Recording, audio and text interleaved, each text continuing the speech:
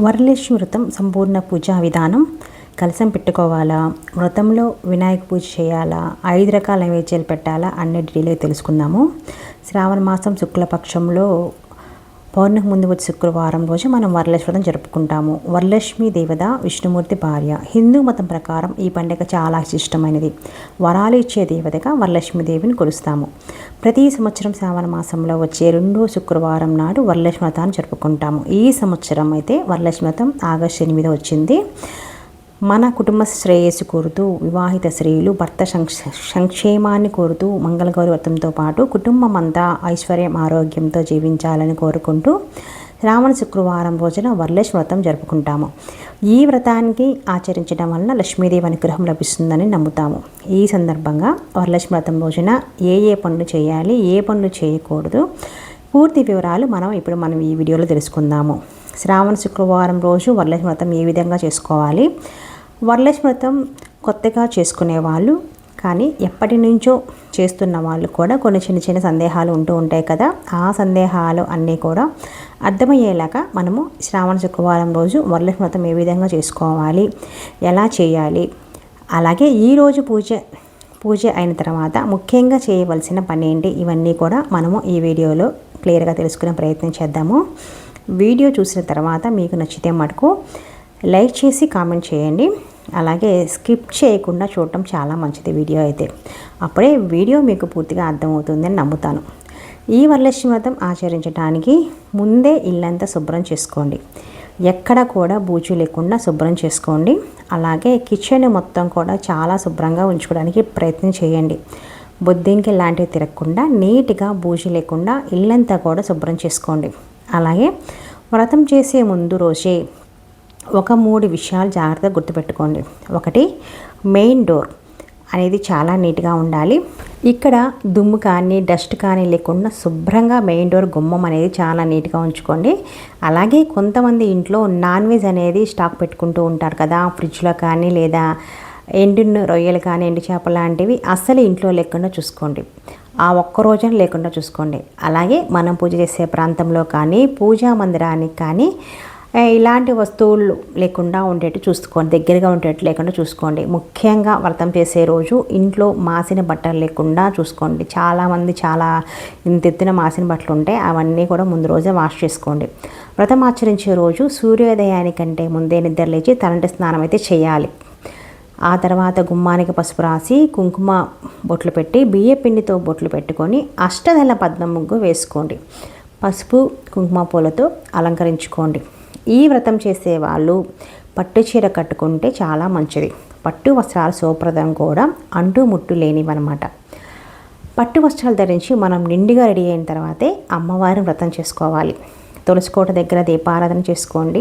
తర్వాత మన నిత్యం పూజ ఏ దేవుని మందిరంలో అయితే చేసుకుంటామో అక్కడ కంపల్సరీగా దీపారాధన చేసి నైవేద్యం పెట్టి హారతి ఇచ్చిన తర్వాతే మనం వ్రతాన్ని ప్రారంభించుకోవాలి. ఇది మాత్రం బాగా గుర్తుపెట్టుకోవాలి. ఈ వ్రతం చేసుకోవడానికి ఎలాంటి ఆనవాయితీ లేదండి. సౌభాగ్యం కోసం చేసుకుంటున్నాం కాబట్టి పెళ్ళైన ప్రతి స్త్రీ కూడా వరలక్ష్మి వ్రతం చేసుకోవచ్చు. పెళ్లి కాని వాళ్ళు కూడా చేసుకోవచ్చు. వ్రతం చేసుకునే ముందు రోజే అమ్మవారిని నిండుగా తయారు చేసుకొని పెట్టుకోండి. తయారు చేసి అనుకునే వాళ్ళైతే ముందు రోజే అలంకరించి రెడీగా పెట్టుకొని అమ్మవారి విగ్రహాన్ని అలంకరించుకోలేని వాళ్ళు ఫోటోలు ఏదో పెట్టుకోవచ్చు. పూజలో దీనికి కూడా ఆనవాయితీ ఏమీ అక్కర్లేదు. మనం పెట్టేది విగ్రహం కాదు కాబట్టి ముందుగా ఆ పీఠం కోసమని కింద అంటే నేల మీద ఆవు పేడతో అలికి, కుదిరిన వాళ్ళు పసుపుతో అలికి అష్టదళ ముగ్గు వేసుకోండి. అమ్మవారు తామర పువ్వులో ఉంటుంది కాబట్టి అందుకే మనం పద్మం ముగ్గు వేసుకుంటాము. పద్మం ముగ్గు వేసుకొని దానిపైన పీఠం ఏర్పాటు చేసుకోండి. పసుపు రాసి కుంకుమ బొట్టు పెట్టుకొని పద్మ ముగ్గు వేసుకోవాలి. ముగ్గు వేసేటప్పుడు బియ్య పిండిని మాత్రమే వాడాలి, ముగ్గు పిండి వాడకూడదు. అమ్మవారి ఫోటో కానీ విగ్రహాన్ని కానీ ఉంచాలి. విగ్రహం పెట్టిన నేరుగా పెట్టకూడదు. కింద బియ్యం పోసుకొని ఆ బియ్యం పైన తమలపాకు ఉంచి ఆ తమలపాకుల్లో కొద్దిగా పసుపు కుంకుమ గంధం వేసి దానిపైన అమ్మవారి ఫోటో కానీ విగ్రహం కానీ పెట్టుకోండి. అమ్మవారి పూజలో నారాయణుడి చిత్రపటం కానీ విగ్రహం కానీ తప్పనిసరిగా పెట్టుకొని పూజ చేసుకోవాలి. ఆ తర్వాత కలశాన్ని ఏర్పాటు చేసుకొని పెట్టుకోవాలి అనుకుంటే ఆ పీట పైన కొద్దిగా బియ్యం వేసి ఆ బియ్యం పైన అష్టలక్ష్మి చెంబు ఉంచి చెంబుకి పసుపు కుంకుమలతో బొట్లు పెట్టుకొని ఆ చెంబు నిండా నీళ్లు పోసి ఆ నీళ్ళలో కొంచెం పసుపు కుంకుమ గంధము అక్షంతలు వెండి నాణెం పువ్వు రాగి నాణెం కానీ వేసి అందులో కొద్దిగా పచ్చకర్పూరం కూడా వేసుకోవాలి. అందులో కొన్ని మామిడాకులు ఉంచి ఆ మామిడాకుల పైన పసుపు కుంకుమ రాసిన కొబ్బరికాయనైతే ఉంచుకోవాలి. ఈ వ్రతములు లక్ష్మీ స్వరూపంగా భావించి కొంతమంది కలశంలోనికి అమ్మవారిని ఆవాహన చేసుకుంటారు, కొంతమంది ఫోటోకి పూజ చేస్తారు, కొంతమంది విగ్రహానికి పూజ చేస్తారు. కలశానికి కానీ మనం పెట్టుకున్న అమ్మవారి విగ్రహానికి కానీ దేనికైనా సరే మనం పూజ చేసుకోవచ్చు. అన్నీ సిద్ధం చేసుకొని ఒక చిన్న వినాయకుడి విగ్రహం కానీ లేదా పసుపుతో చేసిన వినాయకుడిని కానీ పూజలో ఉంచుకోండి. వ్రతం ప్రారంభించే ముందు వినాయకుడికి షోడశోపచారాలతో అష్టోత్తరం చేసుకొని నైవేద్యం సమర్పించుకున్న తర్వాత అమ్మవారిని పూజించే ముందు పూజలో తప్పకుండా పసుపు కొమ్ము పెట్టి పూజ చేసుకోండి. ముందుగా దీపాన్ని వెలిగించి పూజ ప్రారంభించాలి. ఈరోజు ఆవు నెయ్యితో దీపాన్ని వెలిగిస్తే చాలా చాలా మంచిది. లక్ష్మీదేవికి ఇష్టం కాబట్టి మనం ఎన్ని ఎక్కువ దీపాలతో అమ్మవారిని పూజిస్తే ఆమె అంత సంతోషిస్తుంది. దీపాన్ని వెలిగించే ముందు తోరాన్ని రెడీ చేసుకొని సిద్ధంగా ఉంచుకోండి. దారబంతిని 9 పోగులు తీసుకొని 9 ముడులు వేస్తూ ఒక్కో ముడికి ఒక్కో మంత్రం చదవాలి. వరలక్ష్మి వ్రత బుక్లో ఉంటుంది అది. ఆ ఒక్కొక్క నామాన్ని చదువుతూ 9 ముళ్ళు వేసి మధ్యలో పుష్పాన్ని ఉంచి తోరం సిద్ధం చేసుకోండి. ఈ తోరము మనం పూజలో కూర్చొని వ్రతం చేసుకునే వాళ్ళు కట్టుకోవాలి. అలాగే మనం ఎంతమందికి అయితే వాయనం ఇస్తున్నామో అంతమందికి కూడా తోరం రెడీ చేసి అమ్మవారి దగ్గర ఉంచాలి. వ్రతకల్ప బుక్లో మీరు తోర పూజ అని వస్తుంది కదా, అప్పుడు ఈ తోర పూజను చేసి ముందుగా వ్రతం చేసిన వాళ్ళు తోరం కట్టుకొని తర్వాత చివరిలో వాయనం ఇచ్చే వాళ్ళు కట్టుకోవాలి. అమ్మవారికి ఒకటి ఇవ్వాలి. ఇలా పూజను ప్రారంభించి లక్ష్మీనారాయణ కూడా ఆవాహన చేసుకున్న తర్వాత పంచామృతంతో అభిషేకం చేసుకోవాలి. ఒకవేళ విగ్రహాలం లేనట్లయితే పంచామృత స్నాన సమర్పయామి అని ఉత్తరేణితో నీళ్లు చూపించి పక్కన ప్లేట్లో వదిలిపెట్టుకోవాలి. అభిషేకం చేసిన విగ్రహాలను ఒక తెల్లటి వస్త్రం శుభ్రంగా తుడిచిన తర్వాత పసుపు కుంకుమ గంధాలతో అలంకరించుకొని మన దగ్గర ఉన్న ఆభరణాలు ఏవైనా సరే వేసుకోవచ్చు. బంగారు ఆభరణాలు అయినా ఏవైనా పర్వాలేదు. పసుపు నీళ్ళతో శుద్ధి చేసుకొని అమ్మవారికి ధరించండి. ఈ ఆభరణాలన్నీ కూడా కలశానికి వేసి పూజ చేసుకోవచ్చు. అమ్మవారికి ఇలా పక్కన ఒక వెదురు బుట్టలో నిండా పువ్వులు పెట్టితే చాలా ఇష్టం అంట.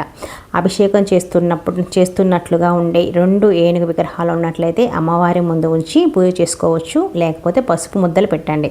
అమ్మవారి కంటే ముందుగా అయితే నారాయణుని కంపల్సరీగా పూజ చేయాల్సిందే. అక్షంతల పూలతో కానీ నారాయణ అష్టోత్తరం చేసుకున్న తర్వాత అమ్మవారికి అష్టోత్తరం చేసుకోవాలి. అమ్మవారికి ఎర్రని పూలు కానీ సువాసన వచ్చే మల్లె జాజులు లేదా ఎర్రటి అక్షంతల్లో పసుపు అక్షంతలు వీటిలో ఏదైనా సరే అమ్మవారికి అష్టోత్తరంగా చేసుకోవచ్చు. ఇలా లక్ష్మీనారాయణ అష్టోత్తరం చేసుకున్న తర్వాత బుక్లో వస్త్ర సమర్పయామి అని వచ్చినప్పుడు అమ్మవారికి చీర, జాకెట్టు, గాజులు, తాంబూలం, పసుపు, కుంకుమ, దువ్విన, పౌడరు వీటిలో మీకు అలంకరణకు అవసరమైనవన్నీ కూడా అమ్మవారికి సమర్పించవచ్చు మీ ఆర్థిక స్తోమతను బట్టి. అలా అమ్మవారికి సమర్పించిన చీరను ఇంటికి ఎవరైనా ముత్తైదుని పిలిచి ఆమెను లక్ష్మీ స్వరూపంగా భావించి ఆ ముత్తైదుని ఆ చీరను వాయనం ఇస్తే చాలా మంచిది. లేదంటే వ్రతం ఆచరించిన వాళ్ళే ఆ చీరను కట్టుకున్న ఇంకా మంచిది. అలాగే అమ్మవారికి నైవేద్యంగా 9 రకాలు కానీ 5 రకాలు కానీ ఎన్నైనా సరే నైవేద్యంగా ఆ రోజు ఉదయమే వండి సమర్పించుకోవాలి మనం. అలాగే అమ్మవారికి సమర్పించే నైవేద్యాలే ఎన్నైనా అందులో పులిహోర, క్షీరాన్నము, పాయసము, బూరెలు ఉండేట్టు చూసుకోండి. ఇలా పిండి వంటలతో పాటు పళ్ళ రసాలు, పళ్ళు కూడా అమ్మవారికి నైవేద్యం సమర్పించవచ్చు. ముఖ్యంగా ద్రాక్షరసం, దానిమ్మ రసం ఈ 2 కూడా అమ్మవారికి నైవేద్యంగా తప్పనిసరిగా సమర్పించుకునే ప్రయత్నం చేయండి. అలాగే శనగలు, వడపప్పు, చలిమిడి, బెల్లం పానకం వీటిని అమ్మవారికి నైవేద్యంగా సమర్పించుకోండి. పూజలో మనం ఎంతమంది ముత్తైదులకు వాయనం ఇవ్వాలో అవి ముందుగానే అలాగే వాయనాన్ని కూడా ప్లేట్లలో సిద్ధంగా ఉంచుకొని పక్కన ఉంచుకోండి. వాయనంలో ముఖ్యంగా ఉండవలసినవి జాకెట్ ముక్క లేదంటే చీర, పసుపు, కుంకుమ, గాజులు, పువ్వులు, ఆకులు, వక్కలు, అరటిపండ్లు, శనగలు వీటితో పాటు మీరు విడిగా ఏవైనా ఇవ్వాలి అనుకుంటే ముత్తైదులకు వాయనంగా ఇవ్వండి. శనగల్ని వాయనంలో ఇవ్వటం వల్ల కొంతమందికి జాతక దోషాలు పోతాయి. ఆరోగ్యంలో అంటే వాతావరణంలో వచ్చే మార్పుల వల్ల అనారోగ్య సమస్యల నుండి కూడా ఆరోగ్యంగా ఉండటానికి మనం శనగలిస్తూ ఉంటాము. ఇలా అమ్మవారికి ధూపదీప నైవేద్యం సమర్పించుకున్న తర్వాత మంగళహారతిని ఇవ్వాలి. ఈ వ్రతాన్ని ఉపవాసం ఉండి ఆచరించడం చాలా మంచిది. వ్రతం చేసిన రోజు కూడా ఉపవాసం ఉండాలి. అంటే 1 పూట భోజనం చేసుకోవచ్చు. ఉదయం రాత్రి టిఫిన్ లాంటి ఏదైనా తినచ్చు. వ్రతం చేసిన రోజు మంచం పైన పడుకోకూడదు, నేలపైన పడుకోవాలి. ఇలా అమ్మవారి పూజ మొత్తం పూర్తి చేసుకున్న తర్వాత ఒక ముత్తైదుకైనా సరే వాయనం ఇచ్చి భర్త కాళ్ళకి నమస్కరించి ఆశీర్వాదం తీసుకున్న తర్వాత మనం ఉపవాసం చేయాలి. ఉపవాసం విరమించుకోవచ్చు, అప్పుడు భోజనం చేసుకోవచ్చు. మిగిలిన వాయనాల తర్వాత సాయంకాలం ఇచ్చుకోవచ్చు. ఇంటికి వచ్చిన ముత్తైదులను కూర్చోపెట్టి కాళ్ళకు పసుపు రాసి గంధం బొట్టు పెట్టి తర్వాత ఇస్తినమ్మ వాయనం అని వాయనం సమర్పించుకోవాలి. ఈ వీడియో మొత్తం వరలక్ష్మి వ్రతం రోజు అమ్మవారికి చేసుకునే పూజా విధానం మీ అందరికీ అర్థమయ్యేలా చెప్పానని అనుకుంటున్నాను. ఏమైనా డౌట్స్ ఉంటే మటుకు కింద కామెంట్ చేయండి, కామెంట్లో నేను రిప్లై ఇస్తాను. వీడియో చివరి దాకా చూడండి, అప్పుడే అర్థమవుతుంది. నచ్చితే మటుకు లైక్ చేసి కామెంట్ చేయండి.